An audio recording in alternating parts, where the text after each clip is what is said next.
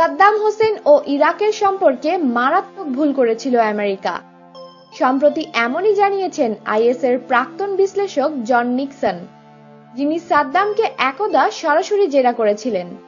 ইরাকের ক্ষমতাচ্যুত একনায়ক সাদ্দাম হোসেনকে তার জন্মস্থান তিকরিতের কাছে ভূগর্ভস্থ ডেরা থেকে আটক করে মার্কিন ফৌজ। এরপরে ইরাকের অন্তর্বর্তী সরকারের উদ্যোগে বিশেষ ট্রাইব্যুনালে তার বিচার হয়।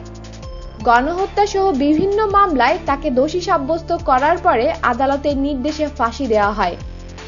আটক সাদ্দামকে সেই সময় লাগাতার জেরা করে মার্কিন গোয়েন্দা সংস্থা সিআইএ। প্রশ্নোত্তর পর্বে সংস্থার তরফে সাদ্দামের মুখোমুখি হয়েছিলেন সিআইএর প্রাক্তন বিশ্লেষক জন নিক্সন। সম্প্রতি তিনি জানিয়েছেন, ইরাকের মসনদ হারানোর প্রাক্তন শাসক সম্পর্কে আগাগোড়া ভুল ধারণা পোষণ করেছিল ওয়াশিংটন। নিক্সনের দাবি, রাসায়নিক অস্ত্র মজুত ও ব্যবহার করা নিয়ে সাদ্দাম হোসেন সম্পর্কে আমেরিকার বিশ্বাস ভিত্তিহীন ছিল। তিনি জানিয়েছেন, জেরায় সাদ্দামকে প্রশ্ন করা হয়, সৌদি আরবে বহাল মার্কিন ফৌজের উপর তিনি রাসায়নিক অস্ত্র প্রয়োগ করার কথা চিন্তা করেছিলেন কিনা।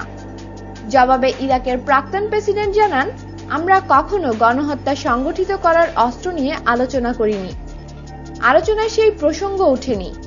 গোটা বিশ্বের বিরুদ্ধে রাসায়নিক অস্ত্র প্রয়োগ করা, কখনো সুস্থ স্বাভাবিক মানুষের পক্ষে এই চিন্তা করা সম্ভব? আমাদের বিরুদ্ধে ব্যবহার করা না হলে কি কারণে তা প্রয়োগ করার কথা ভাবব? ইরাকের হাতে রাসায়নিক অস্ত্র রয়েছে এবং তা বিশ্বের উপর প্রয়োগ করার পরিকল্পনা করা হচ্ছে। এই অভিযোগের ভিত্তিতেই 2003 সালে সাদ্দামের দেশে আক্রমণ হেনেছিল আমেরিকা ও ব্রিটেন। নিক্সন জানিয়েছেন, জেরায় সাদ্দাম দাবি করেন, সোনার ও বোঝার অভাবেই এই চূড়ান্ত ভুল সিদ্ধান্ত নিয়েছিল হোয়াইট হাউস। এই প্রসঙ্গে প্রাক্তন মার্কিন প্রেসিডেন্ট জর্জ ডব্লিউ বুশের তীব্র সমালোচনা করেছেন নিক্সন। তার মতে, বুশ শুধুমাত্র সেই সমস্ত কথাই শুনতে চাইতেন যা তিনি বিশ্বাস করতে পছন্দ করতেন। এমনকি অনেক তল্লাশি করেও ইরাকের তথাকথিত অস্ত্র ভান্ডারের হদিশ না পেয়ে বুশ যে তাই নিয়ে নানান কুরুচিকর রসিকতায় মুখর হতেন তা জানতেও তিনি ভোলেননি।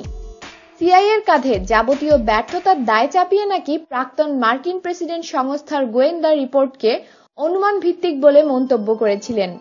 শুধু অস্ত্র ভান্ডার সম্পর্কে ভুলই নয়, নিক্সনের মতে ইরাক সম্পর্কে আদ্যপান্ত ভ্রান্ত ধারণার বশবর্তী হয়েছিল আমেরিকা।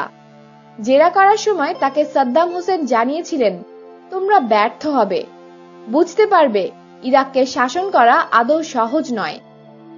2006 সালে ফাঁসিতে ঝোলানো হয় ইরাকের প্রাক্তন প্রেসিডেন্ট সাদ্দাম হোসেনকে, কিন্তু তার ভবিষ্যৎবাণী অক্ষরে অক্ষরে ফলেছে। তাকে গদি থেকে সরানোর পরেই প্রবল হিংসা ও অরাজকতার শিকার হয় ইরাক, যার জেরে প্রায় 2 লক্ষ মানুষের প্রাণহানি হয়।